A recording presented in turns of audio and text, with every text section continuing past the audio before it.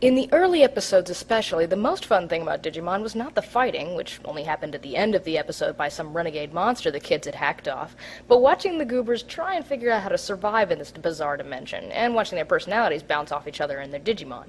Actually, without the children, the Digimon didn't have much depth or personality. Oh, well, that's not true. They had personality, but it was all close to the same. They were childlike, curious, loved to play and crack jokes, and that's the way they all were. Still, they were created especially to be with each kid, so it was the kids who gave them each a different vibe. But these Rugrats didn't need the Digimon to bring out their personalities. They bounced off each other just fine. The later episodes became much more action-packed, but with that, there was more and more character depth added to everyone in the cast, equally so. The only thing that made the main characters the head honchos, in fact, was that their character revelations resulted in obliterating the main baddies or shifting the plot, while everyone else just sort of became a better person. But all the kids got the spotlight in Digimon throughout the show's run, so it was easy to pick favorites and relate to certain kids. In any case, I figured, why not explore these characters and how they developed over the course of the season? Once I get back, this is gonna make one great story. Yep. But, of course, not a single soul will ever believe me. Tai was rambunctious, stubborn, and carefree, the fiery powerhouse of the team, and because he was always the first to say go, he somehow became the leader of the bunch, too. It's interesting because despite his high energy, he was balanced, not loud, dumb, or wholly inconsiderate like many other heroes in this vein, or, as we'll see later, many of the future goggleheads in Digimon were. Yeah, somehow Tai's pilot goggles became a tradition of the series, and every main character to follow would wear them. No explanation, they just do. More than any of the other kids, Tai was just a very normal little boy, and all the other kids had fun being around him. His partner, Agumon, was just like him, very kiddish, very happy, and sort of the voice that spoke for all the other Digimon. Don't be a wimp. We won't get anywhere if we just stand around talking. Put your fist down when you talk to me and stop acting like you can just bully your way into being the leader. Matt, by contrast, was the lone wolf, eager to be all grown up, always thinking of the practical thing to do, the safety of the others, pretty much always thinking, period. But because he was so reserved and emotional, he was often an overthinker. Anything Tai had to say, Matt immediately disagreed with, and more than anything, he wanted to appear cool-headed and be taken seriously. He also started a tradition in the franchise that wasn't as strictly adhered to as Tai's prototype of the energetic, fire-wielding gogglehead leader, but in most series, there still remained an element of him, this cool, mature, voice-of-reason character needing to be there and be the second-in-command somewhere. Matt was most certainly the second-in-command of the team because his watchdog nature over the other kids kept everyone in control. His partner, Gabumon, was shy and obedient, wore his emotions on his sleeve, and he hated confrontation. So he was much like and quite different from Matt, and acted as sort of a calming agent for him, someone who would always listen. The bad news is that he did most anything Matt asked him to without question, and Matt would end up doing a lot of really dumb stuff. I'll go pretty in-depth with the leads Matt and Tai, who developed the most throughout the show, but I'll be a little briefer with the rest of them. Boy, Matt's like a real grown-up. Now if only he would cut his hair. My mom said I had to be part of the family business. No questions. That's how she is. It's like it's the only thing that's important to her. Similar to Matt, Sora was the entire group's calming agent, extremely gentle and maternal, but outspoken and strong when she needed to be. And like Matt, she tended to bottle things and didn't always know what she was doing, but she would still be the first to rush over and talk to someone when they were sad and always make it better. Despite that, she was far more tomboyish than girly. She liked soccer, she was very comfortable outdoors, she wore casual clothes, and generally came off as a very cool little girl, probably the kind that every little boy would fall in love with.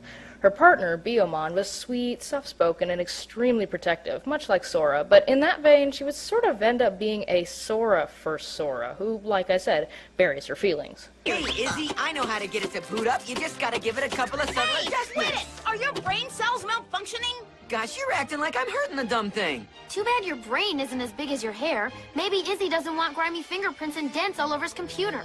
Izzy was certainly the last kid you would go to if you were upset, but if you had a more practical problem, well, he was your man. Izzy was a prodigy constantly in pursuit of knowledge, even if that meant wandering off by himself or ignoring the needs of others, or downright insulting them. He certainly wasn't a burden because of it, though, as his talent saved the group more often than any other character by a far cry. Not counting Tiny TK, Izzy was also the youngest of the bunch, and less familiar with the other kids and socializing in general, so he got extremely bashful when they complimented him for being such a brainiac. His partner, Tentamon, was a chatty bumbler who also had a habit of putting his foot in his mouth.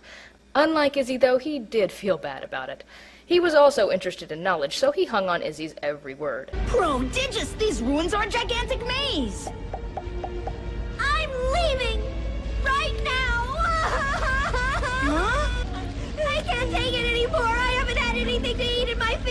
pulling me in a giant lemon coaster trying to kiss me, and all I want to do is get out of here. You just want to leave. Is that so wrong? Mimi was just, well, Mimi. Easily the least popular character of the bunch. Matt and Izzy seem to be tied for most popular, by the way. And this was entirely the fault of the dub writing team, I think, as Mimi's greatest distinguishing characteristic was always speaking her mind and expressing her feelings and expecting everyone else to do the same. She was very frilly, girly, emotional, and fun-loving, but being a rich only child could often be selfish, too. Still, there's an impetuous, adorable feel to all those traits, so she's not a bad person, and there's no doubt she was at least entertaining. Where did the dub writers come in? They added some things to Mimi. They made her shallow and stupid. Almost every line that came out of her mouth was a complaint or a valley girlism, and this really wasn't the original intent, so she suffered the most in translation, but still isn't a bad character, brought a feminine touch and a fun-loving spirit to the team. Her partner, Palmon, was a stark contrast to Mimi, humble and shy. She was also very open about her feelings, but as a plant monster, took comfort in simplicity and often encouraged Mimi to cut the drama and be thankful for what she had. My favorite is eggs topped with maple syrup. Yummy! Sometimes I like them with cherries on top. That's weird. What? You're making me completely lose my appetite. I just like plain eggs. I'm afraid Joe's just not the kind of guy that's meant to be adaptable. Just what do you mean? Let's face it, Joe, you're kind of a stick in the mud if you get my drift. I'm just practical. Palmon wasn't the starkest contrast as a partner, though. That honor belongs to Gomamon and Joe, the oldest of the group, and often accused of being a stick in the mud. He's already thinking about growing up to be a doctor, and tries his best to provide for the group and keep everyone safe, as well as mediate their many conflicts. He never really gets used to the idea of being lost in a fantasy world, always thinking practically and realistically, so he does best as a strategist or an adult compared to the others. If Sora was the maternal character, Joe was the paternal one, turning immediately from a squealing worrywart into a reckless hero whenever the other kids were in danger. Tai was the kind of hero that would send his Digimon into battle and blow away the enemy. Joe, who had a Digimon that could barely fight, was the kind of hero that would hurl his pasty stick body at a monster on impulse, and often did. His partner, Gomamon, was the polar opposite of him in every way. He had a smart mouth, loved pranks, and was extremely childish. He frequently disobeyed Joe, but only because he was crafty enough to see when risks needed to be taken. In fact, he and Patamon had overwhelmingly more personality on their own than any of the other Digimon, probably because they almost never fought, and therefore had to compensate with their own personal charm. Uh-oh! TK, what is that thing? Get down from there! Oh, it's okay, Mom. By the way, this is a friend of mine. His name's Joe. It's very nice to meet you, ma'am. So long, Mom. I'll be back with Dad and Dad by dinner time. Speaking of which, we finally have Matt's brother TK, who, being itty-bitty, is the most fearless of the bunch, probably more so even than Tai. Opposite to Joe, he's happiest when there's fantasy and danger all around, and much to the dismay of his uber-protective older brother, wants to prove he's tough and can hold his own like the big kids. He sees everything with wide-eyed innocence, and really, anything you can attribute to a dopey but sweet little kid is maximized in TK, and that's pretty much all there is to him. His partner, Patamon, is one of the most popular Digimon ever because everything about him is just so gosh darn lovable. Like TK, he's pure and babyish, but he also speaks his mind and is the first to offer help or throw himself into danger, even when he's so weak and squishy. He wants to be brave and strong like all the other Digimon, but because TK is a lover, not a fighter, much like Joe, he almost never digivolves. Of course, the real catch with Patamon is that when he does get to battle, well, stand back. Don't worry about me, Padawan. I'm not scared of being separated from the others and being lost and being homesick and... Getting back to the leader for a few minutes, when the kids initially realize they're lost in the middle of nowhere, Tai is the one who climbs a tree to look around with his telescope, and he's the one who brings the group together for decisions in general, like when they decide how to split up the food in Episode 2. Speaking of Episode 2, we get some further hinting that Tai is a well-meaning jerk sometimes, and kind of speaks without thinking as he manages to insult just about everybody in some fashion in one scene. Oh boy, check out the genius. See, he's trying to call the telephone repairman because the telephones don't work. Problem is, look! Hey, Joe, look! You've got all the food! Hey, don't you know it's rude to interrupt someone when they're on the telephone? We also get the impression he and Matt will be foils to one another when Tai follows his stomach and suggests they all split up and explore to search for food or for help, but Matt follows his head and suggests they stay on the beach and wait for help since there are telephone booths there, so it's likely that there'll be human contact. Now, in this case, it's Tai who has the right idea, since logic doesn't really apply to the digital world and no one is coming to get them. But yeah, the fighting between them can only get far worse as time goes on. Speaking of fighting, Agumon is always the first of the group to evolve to the next level, and I think it's because Tai keeps being a tard and throwing himself in front of monster 12 times his size. When Shellmon attacks the group and the Digimon are too starved to use their attacks, Tai provides himself as a distraction. His bravado almost gets him crushed, but of course Agumon becomes Greymon because Tai is in danger and saves him. Let's face it, Tai could stand up to a bodybuilding lion in his underwear without hesitation, and yes, he does this, that's not a metaphor. The trouble with this, of course, is that it makes it hard for him to be level-headed and consider anyone else's feelings, which spurs Matt and Tai's first fight in episode 9. Tai wants to head straight to Infinity Mountain and take down Devimon before he destroys the digital world, but Matt wants to find the other kids instead and won't listen to him. It isn't until Tai starts beating him senseless that he realizes he's been blind to Matt's real reason for wanting to take time out to find the others. It's TK. He's out there on some strange island and he's all alone. Tai softens up completely when he hears this and agrees to at least find TK. And once we meet his sister and learn about their relationship, we'll know exactly why.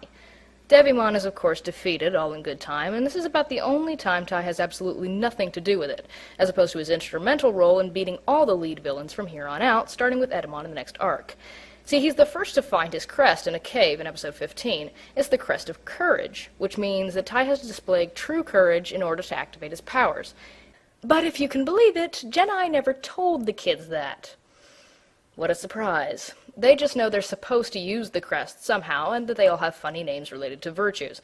So Tai kind of starts to brag about his crest being found first, but also pushes Agumon to use the power of the crest to evolve to the next level so they can beat Edamon. Agumon tries to tell him he doesn't have any idea how, but Tai just pushes harder. Listen, buddy, this is your big chance. Don't let me down. You're the only one that can digivolve further, so either you try to get to the next level and save us from Edamon, or I'll go and get myself a new Digimon. Now, unlike some goggleheads to follow him, Tai is fairly clever, so he figures that keeping Agumon well-fed and putting him in dangerous situations will somehow unlock the crest's powers, since that's the way it works for normal evolution. Unfortunately, he stuffs Agumon so full of food that he makes him sick, and only exasperates Greymon when he jumps into the path of an evil Greymon he's fighting to try and force him to evolve again. When that doesn't work, Tai just plain demands that the crest activate. Since this is a world of children's wishes, it does, but certainly not in the way Tai intended.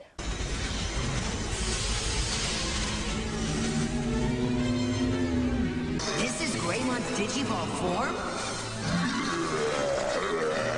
Tai, get out of there!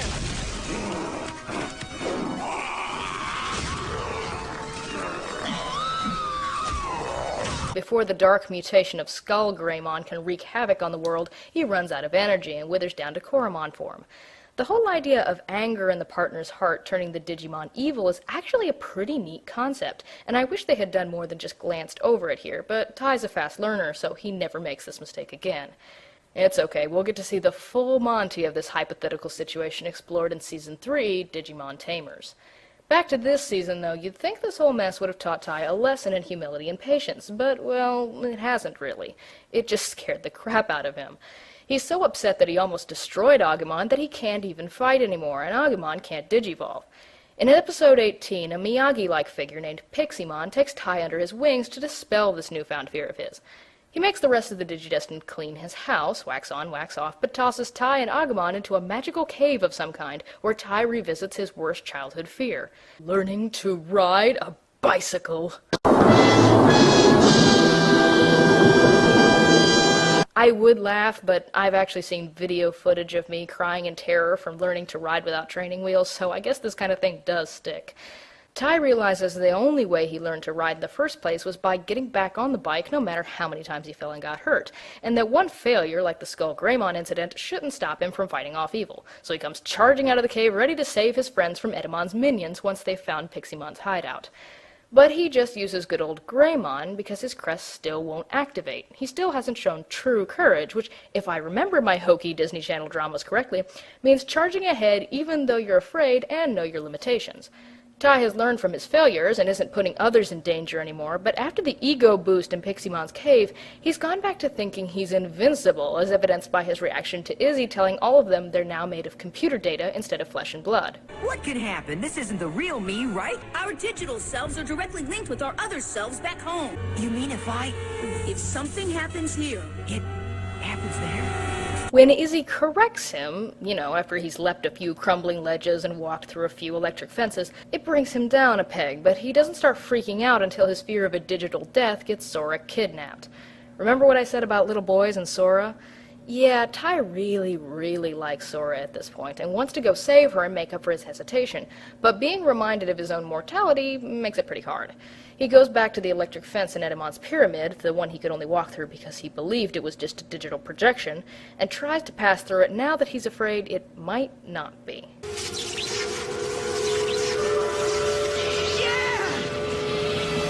His crest of courage glows a little bit, and Tai starts to realize what he has to do for Agumon to grow to the next level. He rescues Sora and even gives her her crest, just in time for Edamon's bizarre-looking, all-powerful form to appear. By this time, Tai knows full well how dangerous this adventure he's gotten himself into is, and that he could die, so he tells the other kids to stay back and runs alongside Greymon to take the monkey down, finally activating the crest of courage in episode 20 and creating Metal Greymon. Or I say finally, but hey, Sora just got hers.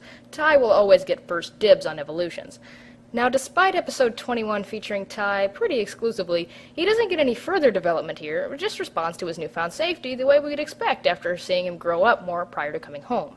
He knows he has to go back and lead the others, and no deterrent from Izzy or pleading from Kari can convince him otherwise. Upon getting back, Tai takes it upon himself to bring the team back together. He finds TK first and protects him from Devimon's tricks, as he was trying to make him and Patamon enemies. Tai, who knows how to handle a little sister anyway, plays the part of the big brother for TK here, and fairly often will in the future, which, as you can imagine, bugs the fire out of Matt. I don't think it's any coincidence that once he finds Matt, Matt takes his brother and splits to get Izzy, leaving Tai to search for Mimi with Joe. Sora, as I mentioned in part 1, isn't lost at all, so she's a special case here. Anyway, back to Tai. His next key moment as a character is a tiny one, but important, so I might as well bring it up. Even though Izzy figures out the riddle of the cards for the spell to get back to the real world, it's Tai who has to make the decision on which one of the cards is fake, since even with all the slots filled, there's one 50-50 shot with the last card. So by sheer dumb luck, Tai chooses the right one, and it's sort of confirmed through this action that he really must be the best choice for the leader. I wonder where they would have gone, of course, if he'd chosen the wrong one. And believe it or not, we get an answer to that question in Season 2, but that's a long ways off from here. In the Myotismon arc, all we really discover about Tai is just how protective he is over his sister. When he discovers she's the 8th child, he puts her safety over anyone else's, and therefore has to let his parents get kidnapped in episode 35. Admittedly, he's still Tai, so he promptly leaves his sister in Matt's care and goes to break everyone else out. He's all right, don't you think? And Mommy will be too, 'cause Ty's gonna rescue her, right? Sure he will, Kari. But let's remember, Ty's just one kid and he's fighting hundreds. I want Mommy to come back!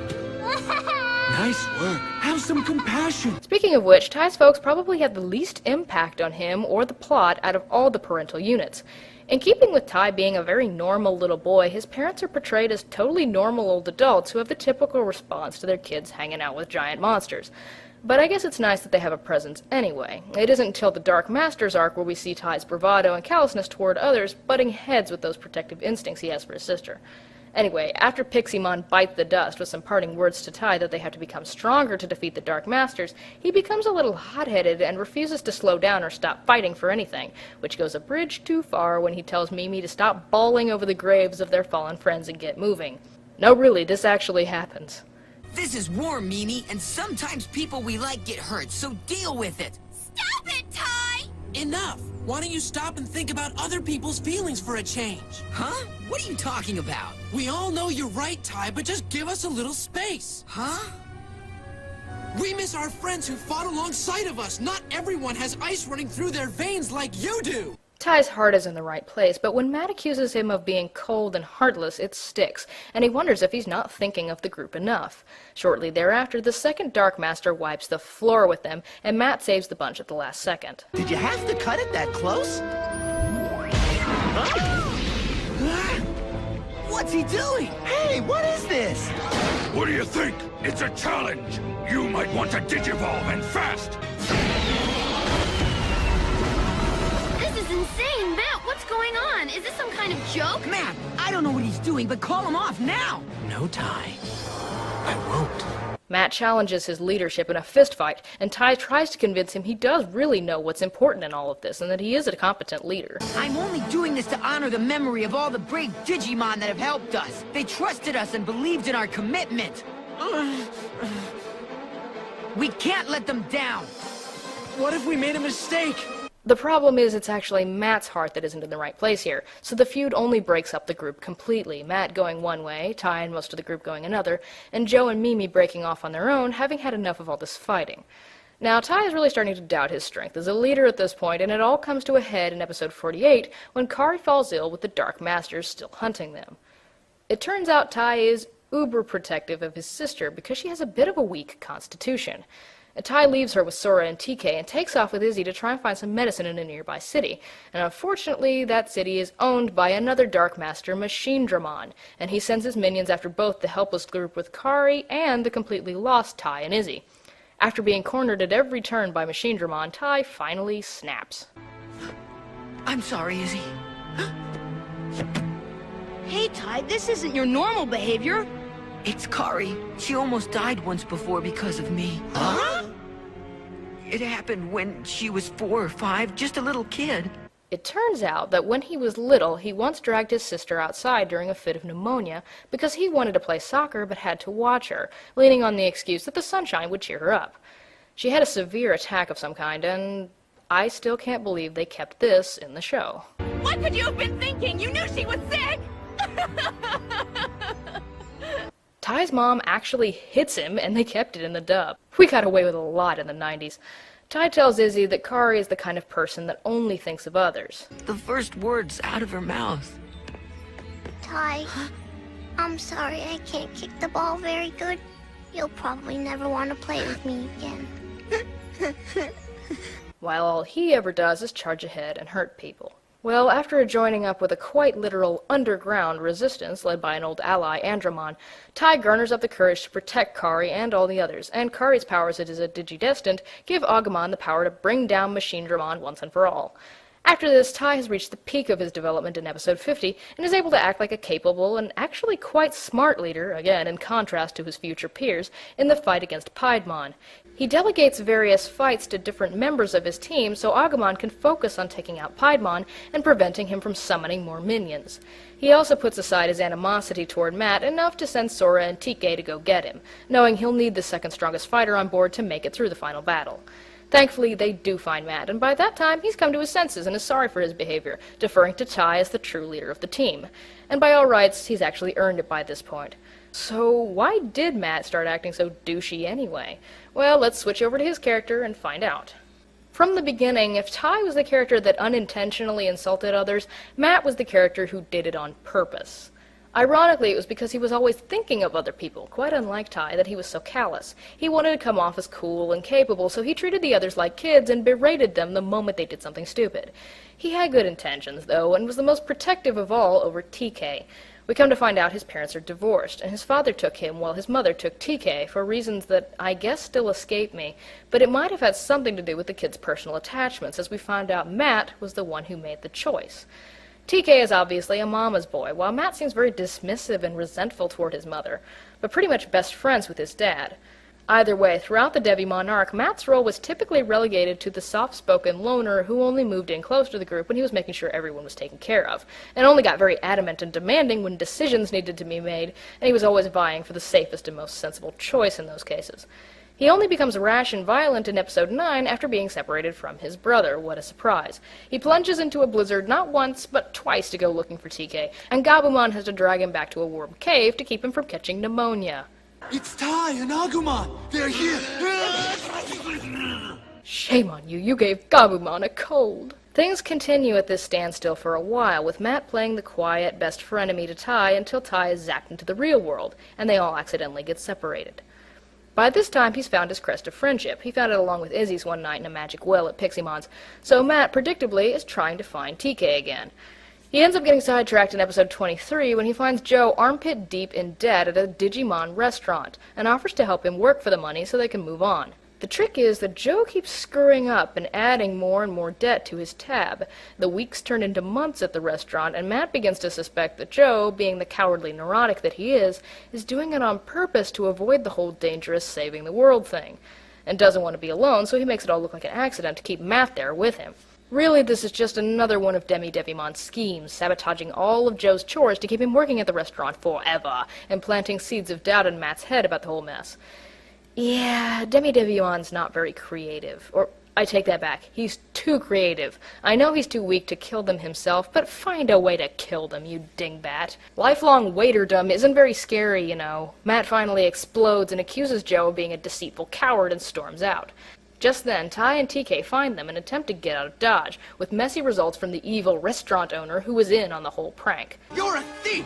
We've worked here long enough to pay for a trip to Hawaii! Hawaii's not on the schedule, but if you insist, I'll send you to the moon! When Matt sees Joe risk his life to save his brother, gee, everyone gets to rescue Matt's brother except for Matt. Are we seeing a pattern here?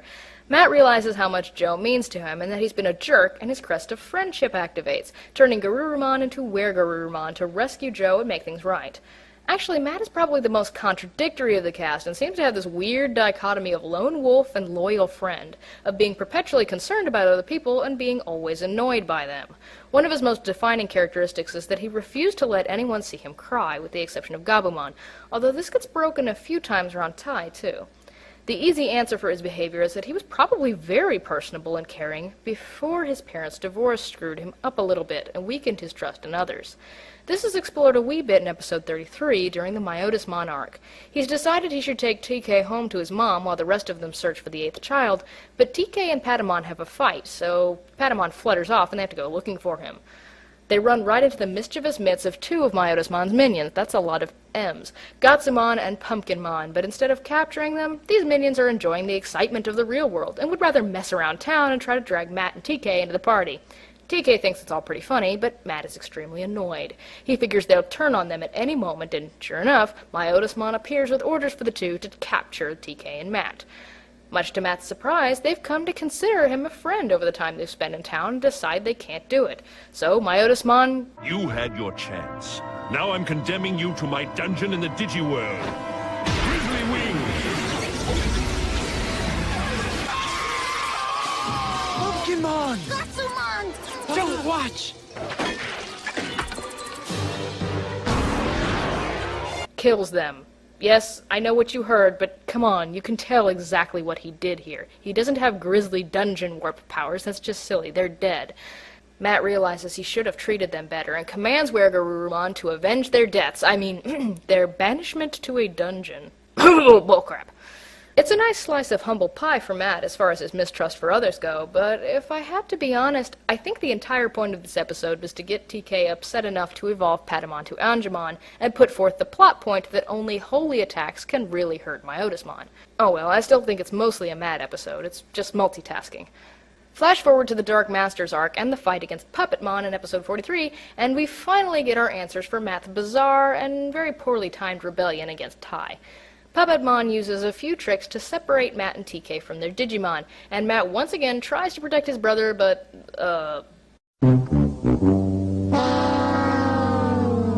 TK instead offers to be Puppetmon's playmate if he'll only spare Matt. Get your mind out of the gutter, it's a kid show. Matt vows to rescue him, but doesn't do a very good job, as he wastes his time trying to weaken Puppetmon's minion Kiwimon and force him to take them to TK, thereby putting the whole team in greater danger. Sora eventually decides enough of this and just destroys Kiwimon, and Matt throws a hissy fit at her, but suddenly TK appears, having escaped Puppetmon all on his own and destroyed his magic toys and weapons along the way. Matt's happy that his brother's okay, but it still makes him a very sad panda. All this time, I thought I had like a purpose, you know? To look out for my little brother. I thought TK wouldn't be able to survive without me watching over him. But suddenly, it's like he's growing up. He doesn't need me anymore. Oh, and it's not just him. It's everybody, man.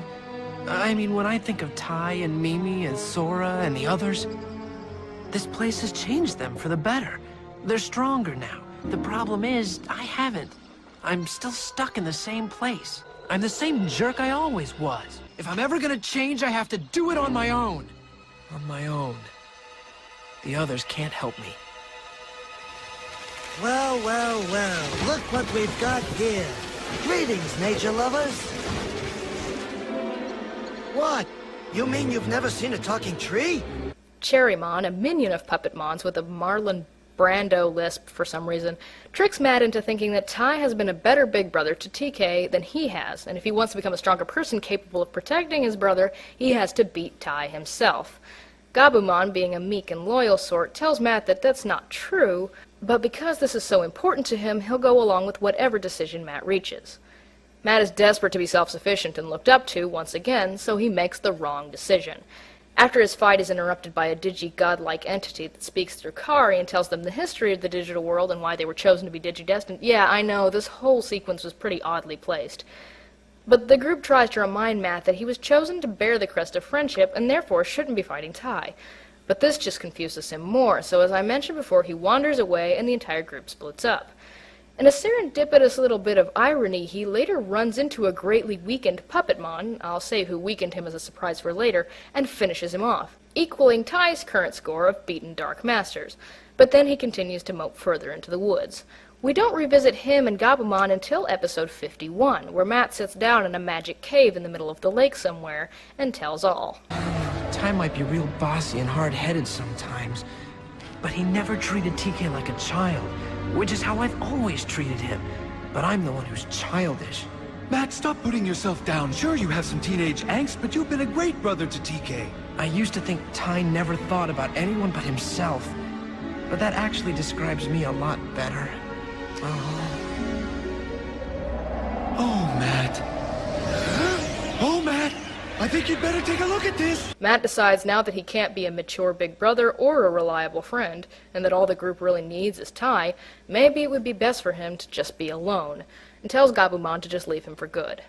Gabumon notices that the gloomier Matt gets, the more this weird black cloud engulfs him, so he snaps Matt out of it and tells him he's choosing to forget how much he means to other people. He's just being emo, in short, and how much they need him back.